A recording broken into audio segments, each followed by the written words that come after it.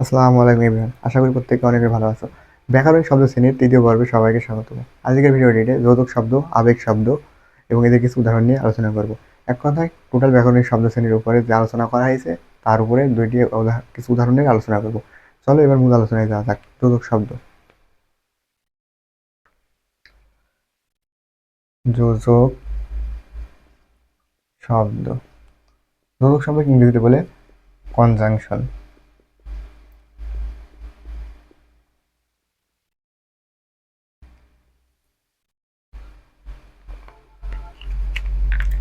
আচ্ছা, সাথে অন্য একটি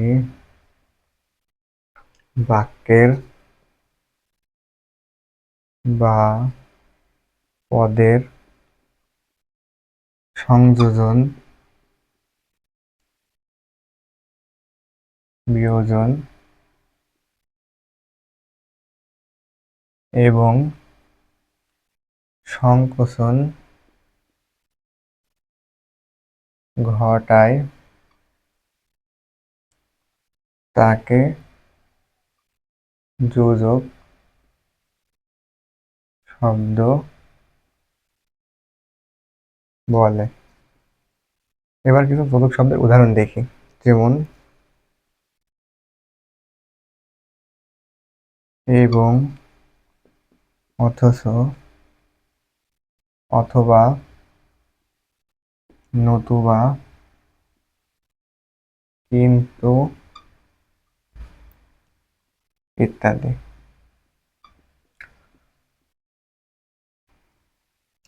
তাহলে শব্দ একটি বাক্যের সাথে অন্য একটি বাক্যের বা শব্দের সংযোজন, বিয়োজন এবং সংকোচন ঘটায় তাকে যোজক শব্দ বলে। যোজক শব্দের কিছু উদাহরণ এখানে আলো দিয়েছি। এবং, এবং, অথচ, নতুবা, কিন্তু ইত্যাদি। কিন্তু যোজক শব্দের অসংখ্য উদাহরণ আছে। এবার কিছু এক্সাম্পল দিয়ে বোঝাই। আচ্ছা, প্রথমে দেখব সংযোজন।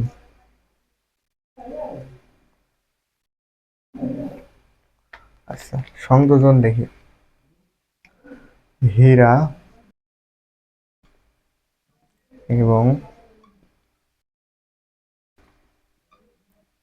দুই বোন। এখানে এবংটা কি?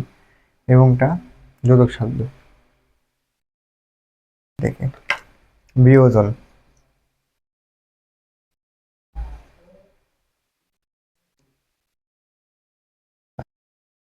কি? বিয়োজন হচ্ছে চা অথবা কি খান। এখানে অথবাটা কি? অথবাটা যোজক শব্দ। দেখি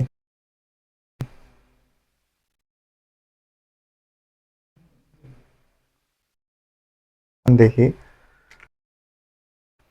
ছেলেটি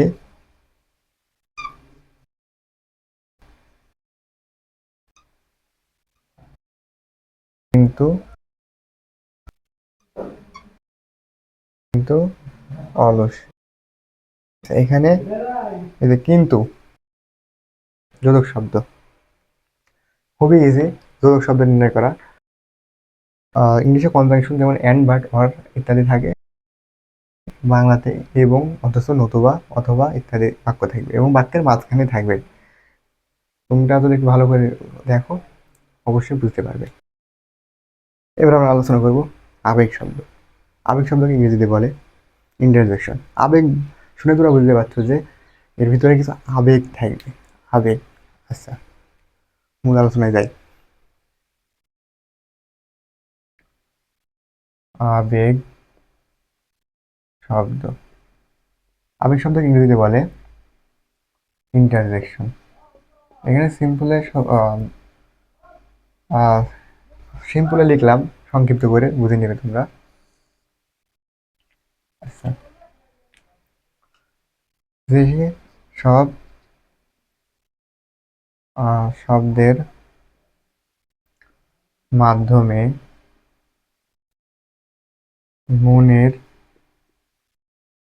নানা ভাব বা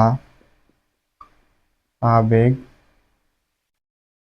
প্রকাশ পায় তাকে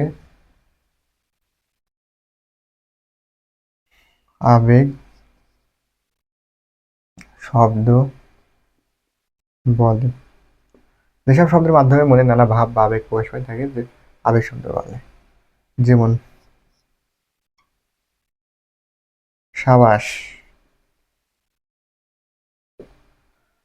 তারপরে বাহ, এটা কি আছে, সি সি সি সি। আচ্ছা, এবার কিছু উদাহরণ দেখি। বাহ, পাখিটি খুব সুন্দর। এখানে এই যে বাটা কি, বাটা আবেগ শব্দ বলছে, বাহ পাখিটি খুব সুন্দর। আরেকটা উদাহরণ দেখি। সাবাস, ছেলেটি খেলায় জিতেছে। এখানে এই যে সাবাস, সাবাসটা আবেগ শব্দ। তোমরা অতি সহজেই আবেগ শব্দ নির্ণয় করতে পারবে, কারণ আবেগ শব্দ নির্ণয় করা অনেক সহজ। এটা ইংলিশে যেমন থাকে হুররে, ফাই, এলাস, তেমনি বাংলায় থাকে বাহ, চিসি, সাবাস। এবার আমরা দুটি উদাহরণ নিয়ে আলোচনা করব। আমরা দেখব একটি উদাহরণ। এখানে একটি অনুচ্ছেদ দেওয়া আছে, তোমাদের পরীক্ষা এইভাবে থাকবে এবং এখান থেকে 5টি ব্যাকরণিক শব্দ নির্ণয় করতে হবে। তাহলে চলো অনুচ্ছেদটি সলভ করি। এখানে বলছে যে দোসাই পাহাড় থেকে ধেয়ে আসছে কর্ণফুলী, ছল ছল বেগে সে ছুটে চলছে, বুকে তার প্রবল স্রোতধারা, বা কি চমৎকার তার ছুটে চলা। এখানে যেখানে যেখানে মার্ক করা আছে সেই শব্দগুলোর ব্যাকরণিক শব্দ শ্রেণী নির্ণয় করতে হবে। তাহলে এখন আমরা ব্যাকরণিক শব্দ শ্রেণী নির্ণয় করে দেখাই। আচ্ছা, প্রথমে একটি ছক করতে হবে এরকম।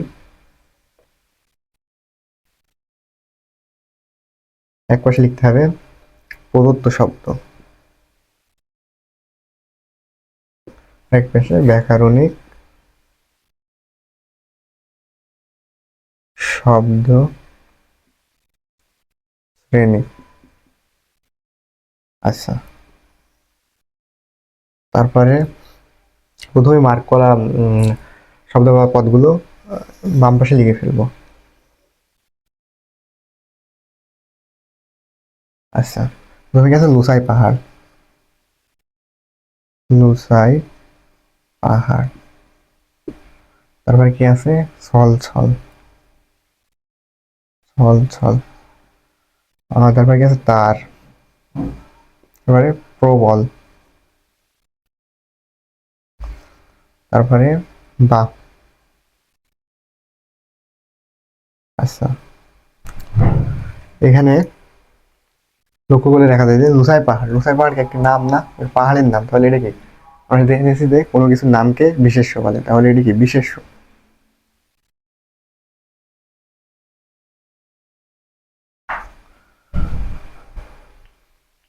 তারপরে আছে ছল ছল। আচ্ছা, বলছে ছল ছল বেগে সে ছুটে চলছে, ছল ছল। এখানে যদি কিভাবে প্রশ্ন করি, কিভাবে ছুটে চলছে, ছল ছল বেগে। আমরা এর আগে দেখেছি যে কিভাবে প্রশ্ন করলে ক্রিয়া বিশেষণ পাওয়া যায়, যে ক্রিয়াকে মডিফাই করে বা বিশেষিত করে।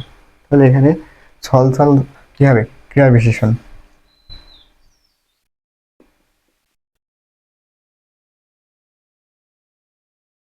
এবারটা আছে কি, তার। তারটা কি, তারটা হচ্ছে বলছে বুকে তার প্রবল স্রোতধারা। তার কি, আমরা জানি যে বিশেষের পরিবর্তে ব্যবহৃত শব্দকে আর সর্বনাম বলে, তাহলে তার, তার অবশ্যই সর্বনাম।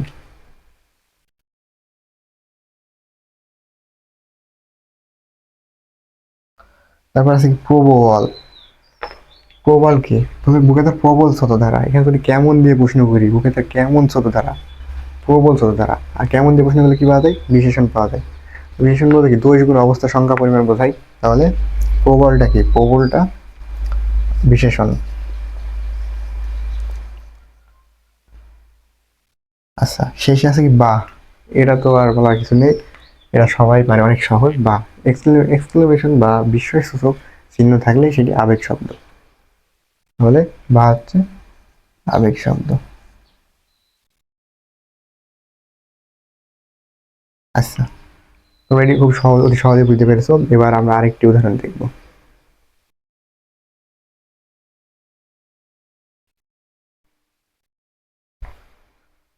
এবার আমরা আরো কিছু উদাহরণ দেখবো। তোমাদের পরীক্ষায় দুই রকম প্যাটার্ন আসবে, এর আগে যেরকম দেখালাম ওই রকম প্যাটার্ন আসবে, এবং এবার যাদের বোর্ডে যেরকম দেখতে পাচ্ছ এরকম প্যাটার্ন আসবে। চলো এই প্রশ্নগুলো সলভ করে দেখাই।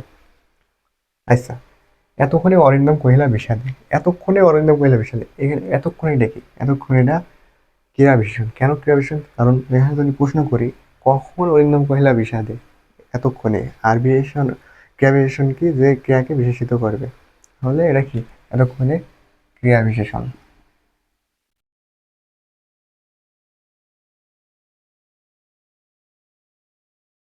তারপরে এটা, এত চিনি দিলাম তবু মিষ্টি হলো না, বলছে আহ এত চিনি দিলাম তবু মিষ্টি হলো না। তবু, তবুটা কি? তবুটা যোজক শব্দ।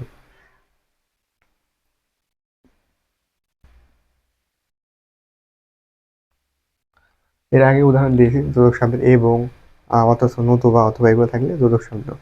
যোজক শব্দকে ইংলিশে কি বলে? কনজাংশন। আর ইংলিশে কি ব্যবহার হয়? And but or. আচ্ছা, এবারে কারণ ছাড়া কার্যত হয় না। ছাড়া, ছাড়াটা কি? অনুসর্গ না? দ্বারা, দিয়া, জন্য, নিমিত্ত, এগুলো কি পড়নি? দ্বারা হচ্ছে, সরি, ছাড়া হচ্ছে অনুসর্গ।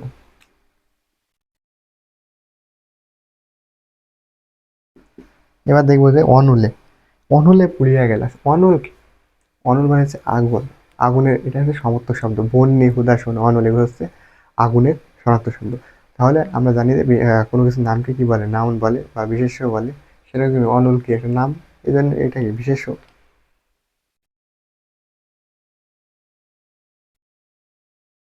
আচ্ছা, এবার আমরা দেখবো যে কি লেখা? তুমি, তুমি দেবার কবিতা। তুমি, তুমিটা কি? এটা হচ্ছে বিশেষ সর্বনাম। কারণ বিশেষের পরিবর্তে ব্যবহৃত শব্দকে সর্বনাম বলে। তুমি হচ্ছে সর্বনাম।